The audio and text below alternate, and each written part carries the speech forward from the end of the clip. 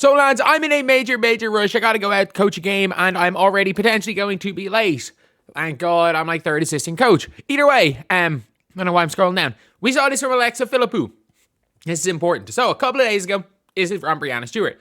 WNBA CBA talks need to hit a next gear. We negotiate as well as we can, but we know time is not on our side anymore. And that is a fact. That is a fact. Everybody understands that is a fact. And that's the thing where it's like, we're now at the stage, we heard AZ Fudd yesterday, which I'll talk about in a video later. Basically, her being like, please sign, please sort a CBA. And I'm like, that is an important thing. You can see the college players. Nobody's asked the college players. Nobody has asked the college players. Like, could you imagine being a college senior? And you just not having a league. Like, I mean it. It is one of those things where if you're not gonna have a league, what the hell's gonna happen? What is actually going to happen? Like, if you look at somebody like, ironically, hilariously, the player I always mention as will be a long-term college player, but, you know, isn't going to be in any of these big leagues. And there's plenty of them. I always mention Grace Van Sluten. Ironically, Grace Van Sluten probably got some decent NIL money. Ashlon Jackson's another one. Grace Van Sluten, as is little Paige Bueckers. These are good players. These are players that will be WNBA players. But an AZ Fudd and Madison Booker, they're all going to be fine. But a Grace Van Sluten, and my internet's gone, but she ironically got a card in 2K yesterday, which is hilarious. As somebody who plays 2K, my team, for who played it for a living for 8 years until this kind of became the main channel. That being said, like, Stewie talking about this, go get that gross revenue share. Because there is, if I'm the players, I am holding out gross revenue share to get the highest salaries possible. Because the way the league works, it's going to be nearly impossible to get a revenue share. But I'm not going to back down on it. I am not going to back down at all. Back down one bit on that until the very end. Until you say yes, I'm not backing down on gross revenue. Because they will keep offering more and more and more money to the league until you hit gross revenue. Or until you just say, okay, yeah, we'll take that money. They're not going to get a revenue split, but there is an amount of money that is too high. It's too high to turn down. We all know that. I mean, we're all everyone's in agreement with that. There is an amount of money that is way too high to turn down. And the WNBA coming back with a response within 3 days. My expectation is that a lot of people are saying the break-even point, they think with the way the maths were calculated from the league and everything, they were like the break-even point is probably around 21-22%. Around 21-22% is the expected break-even point. Which means that is, you can probably, if I'm the players, you can probably push to the break-even point immediately. But like, if I'm them, I'm shortening the CBA. That is my big thing if I'm the players. Again, I don't know if the players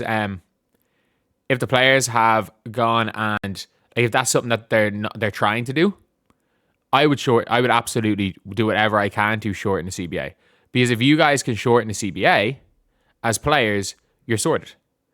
Like, you're actually sorted. Like, regardless of all the things we're saying, being able to shorten the CBA means that you have even more leverage with sustained growth, and you can get whatever you're going to be able to get whatever the fuck you want. Like, realistically, you're going to be you're going to be able to get whatever you want in the next CBA, or in the next situation, which is very, very good.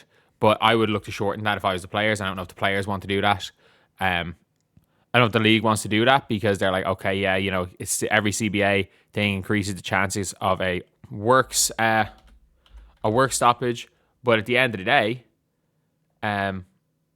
everybody's saying that, like, you know, it increases the chance of a work stoppage. Does it really matter? Does that really matter then when it comes down to it? Because if something's going to increase the chance of work stoppage, and like, you have to be kind of okay with that, because could be a work stoppage now. If you're preventing a work stoppage now and pushing it forward down the line, you should be okay with that. And that shouldn't be the biggest issue in the world because you're still in an okay spot. So if I'm the players, the fact that the league are responding straight away is good. That's a really good sign for you. Because at the end of the day, the best case scenario for the players is, I understand getting everything you want, but that's just not going to happen, especially in one go. Especially in one go, and especially in one go. But a 72-hour response means the league are actually pushing this through. Them actually putting down a response in 72 hours and not taking weeks and weeks and weeks to do it. Like that's huge. That is actually huge. And I do believe that the league is now pushing for this. The players need to respond one way or another quickly. Like, look, I don't know what this league response is, or what this league is going to be, our league response is going to be. My hope is that it's at least 20. Like, if it's 20%, then it means the next response from the players is going to be 21, 22. And then worst case scenario, and then either the league just says okay, or the league goes to 21 and the players say okay. Like, the reality is that it's going to be somewhere between 20 and 22% probably. That 2% is still a lot of money. And that's probably what the equivalent revenue is. I don't think they're going to get gross revenue, but it's going to be that equivalent. Their salary cap, I stand by this. Salary cap is 7.5 million. 7.5 to 8 million. Like, that $500,000 between players is a big deal. And I think they have the ability to negotiate somewhere in that range.